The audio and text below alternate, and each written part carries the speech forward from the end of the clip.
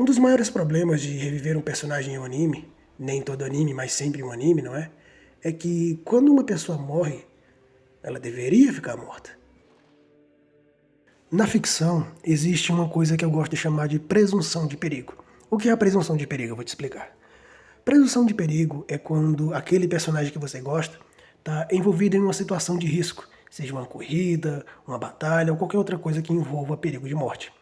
E você passa a temer pela vida dele, porque você não sabe se aquele personagem que você gosta tanto vai morrer ou não, tá ligado? Porque você não tem certeza se o autor vai ter ou não coragem de tirar aquele personagem do roteiro da obra naquele momento ali que a história está se passando, não é? Então essa é a presunção de perigo. Quando você teme pela vida de um personagem, porque você não tem certeza se ele pode ou não morrer naquele momento. Já a ausência de presunção de perigo acontece quando você tem certeza absoluta de que, haja o que vier, aconteça o que acontecer, aquele personagem não vai morrer naquele momento. Ou em toda a obra, ele não vai morrer em momento nenhum. Você tem certeza absoluta disso. Essa é a ausência da presunção de perigo. Então não importa o qual extrema, o qual perigosa seja a situação na qual esse personagem se envolva, porque você tem certeza, você sabe, ele não vai morrer.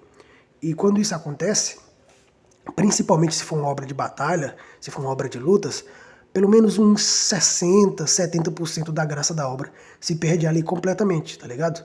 Porque não importa o quão poderoso seja o vilão, o quão perigoso ele seja, ou quantos vilões ataquem o personagem, porque ele não vai morrer e acabou, você sabe disso. Mas uma outra forma de ausência de presunção de perigo acontece quando você sabe que mesmo se aquele personagem morrer, não importa, ele vai ser revivido em algum momento, tá ligado? Esse é um dos principais problemas que Dragon Ball tem, porque ninguém morre em Dragon Ball, ninguém fica morto em Dragon Ball. Me fala aí nos comentários 5 personagens de Dragon Ball que morreram e ficaram de fato mortos pra sempre, tá ligado? É muito difícil. Personagem importante, não vem me citar figurante, cara. Personagem importante. Esse é um dos maiores problemas de Dragon Ball, porque além das esferas do dragão, existem outras formas de se reviver um personagem em Dragon Ball, ou até mesmo quando o personagem morre, mas não necessariamente ficou morto, tá ligado? Eu não sou o maior fã do mundo de Dragon Ball, não consumi todas as sagas. Então eu tenho um pouco conhecimento a respeito, mas muitos amigos meus que adoram Dragon Ball, quando a gente conversa a respeito disso, eles sempre comentam que é muito frustrante você chorar por a morte de um personagem que você gosta tanto, você ficar triste, e aí, depois de um tempo, ele simplesmente voltar como se nada tivesse acontecido. E isso tira muito da noção de perigo que existe em uma obra, tá ligado? Essa sensação ruim que você fica quando um personagem que você gosta, que morreu, acaba voltando, isso acontece porque você se sente decepcionado, você se sente enganado, você se sente usado pelo autor, porque, poxa, você lamentou tanto pela morte daquele personagem, ou então você, apesar de ter lamentado que ele morreu, você admira a forma como ele morreu. Pô, ele teve uma morte heróica, ele morreu como um grande herói, e aí depois ele volta porque simplesmente sim. Isso acaba desmerecendo tanto aquele momento da obra em que o personagem sacrificou, quanto as suas lágrimas que você derramou. Mas voltando aqui à presunção de perigo, outra forma de ausência de presunção de perigo acontece justamente nesse momento, quando o personagem é revivido. Porque você sabe, beleza, o meu personagem ele pode até morrer, ele pode até sucumbir aqui para esse vilão, mas em algum momento ele vai voltar. E aí você acaba perdendo um pouco do medo também, acaba perdendo um pouco do desespero de ver aquele personagem que você gosta tanto caído no chão, sangrando, enquanto toca uma música triste de fundo. Você pode até derramar uma lágrima ou outra, você pode até se sentir mal ou não por aquele personagem estar morrendo, mas você fica pensando, mas ele pode reviver, tá? Ele ainda pode reviver. Então, essa ausência de presunção de perigo destrói muitas obras, como por exemplo o próprio Dragon Ball que eu citei agora há pouco. Tem muitos fãs que não gostam das sagas depois do Z, ou até mesmo alguns que não gostam das sagas depois do clássico, justamente porque consideram que o fator de poder reviver um personagem acaba tirando muito da graça da obra.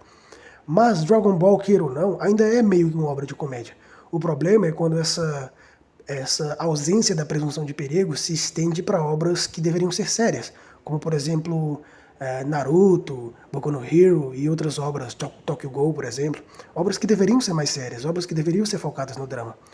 E embora Naruto também tenha um pouco disso, ele sofra um pouco da presunção de perigo, porque lá você pode reviver os personagens ainda, alguns jutsus podem reviver o personagem sem gerar nenhum problema para ele, como por exemplo o jutsu de ressurreição do Rinnegan, eu não lembro exatamente o nome dele agora, acho que é Rinne Tensei o nome, teria que pesquisar aí porque eu não lembro exatamente a pronúncia em português, né?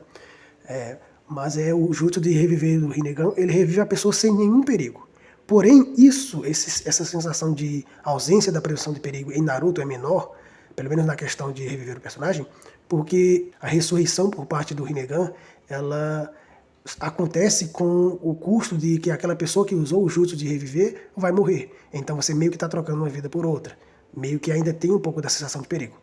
Em contrapartida, existe também o Edo Tensei, que aí os personagens retornam sem precisar você matar o usuário, né, o usuário do jutsu. Você precisa de um corpo de outra pessoa, mas aí existem vilões, existem inimigos, você poderia usar o corpo deles. Porém, o risco do Edo Tensei, o custo dele maior mesmo, é o fato de que a pessoa que é revivida pelo Edo Tensei, de certa forma, não é uma pessoa, não é um ser humano.